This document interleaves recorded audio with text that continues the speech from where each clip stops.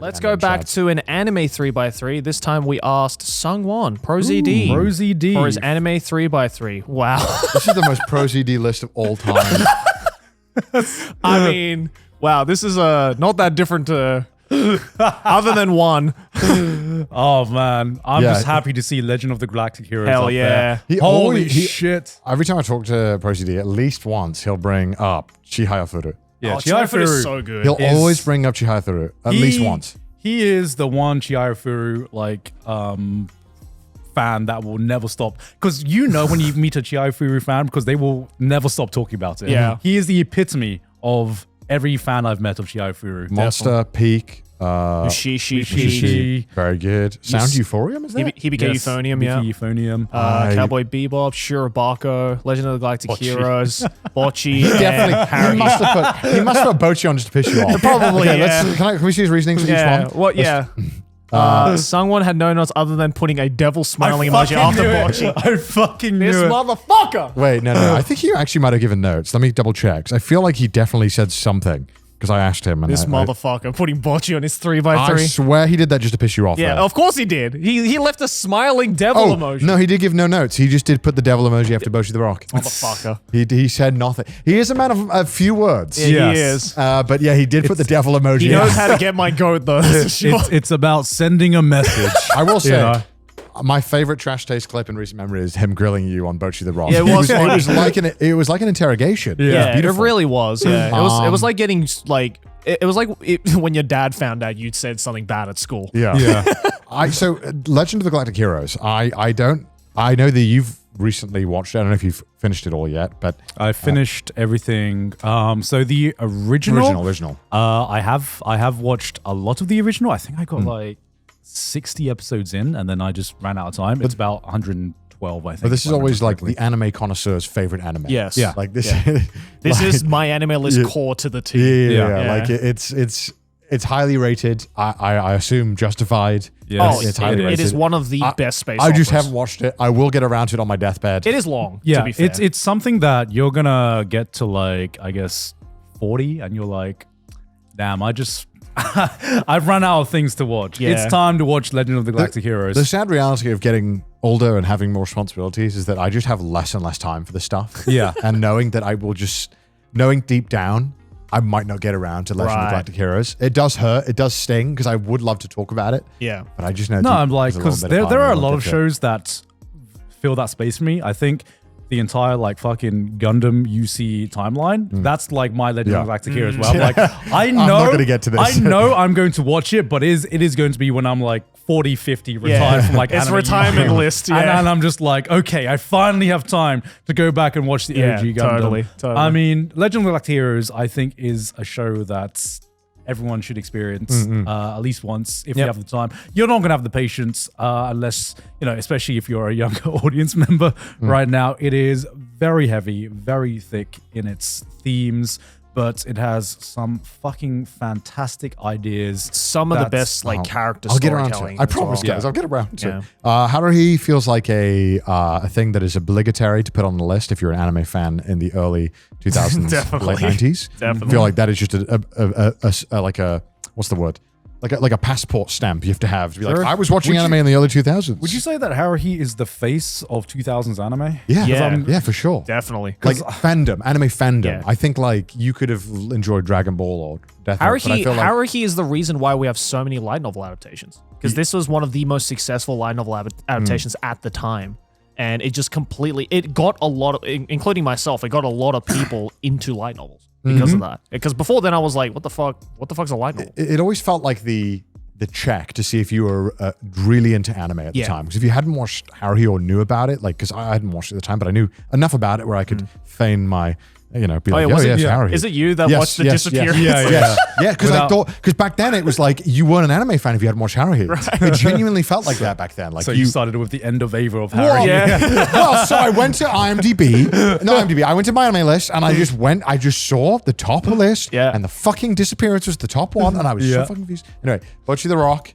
I mean, it's weird. It's weird seeing like just almost like the fall off of Haruhi in a way. Like not exactly the fall off, but like damn, it is for a show that was the defining show of an entire fucking decade, now it's so weird seeing like the younger generation be like, who this? Yeah, who the fuck is Harry? who this? I think it's like The Office to anime fans, where it's like, if you're old enough, it's like you all watched The Office and talked about The Office, but now liking The Office is kind of cringe and talking about it. Is it? It's kind of cringe to talk about The Office Oh, now. wow. Cringe. Okay. And I feel It's like Haruhi and talking about Haruhi Okay. like with like rose-tinted glasses is like, it's kind of cringe to talk about Haruhi. fair Like, enough. dude, you had to be there. Haruhi was the goat. It was Well, so good. it's like for me, I never understood Friends.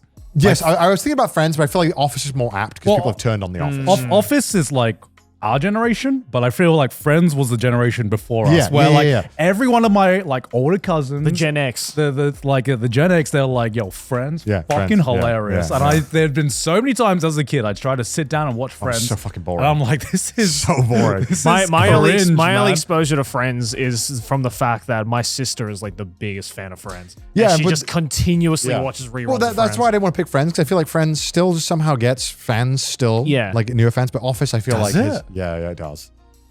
People still watch Friends. I feel like it's the cycle. Then I feel like it's uncool, and then It's cool. and then it gets cool. Yeah, again. yeah. It's same thing's gonna happen with The Office, where now people have turned on it because the problem is when people Overquoted. when people make it their entire personality. Yeah. You know, when you meet enough fucking people where all they can do is quote The Office, becomes uncool. 10 years down the line, they're cool like, again. actually, you know what? Yeah. There was something. Yeah, speaking of people making something their entire personality, fucking Haruhi was that. It's like if you were a Haruhi fan in the mid 2000s, you knew because yeah. your Yeah. entire existence was Haruhi. yeah. Yeah. And now we have a Bocchi fans. Yeah, exactly. Well, we don't talk about Bocchi. We've talked about it. The cycle continues. All right, Shirobako, obviously the anime about making anime, Yeah. right? Yes, it is. Obviously a Great fan anime. favorite of many people who I think appreciate anime and the It is. medium.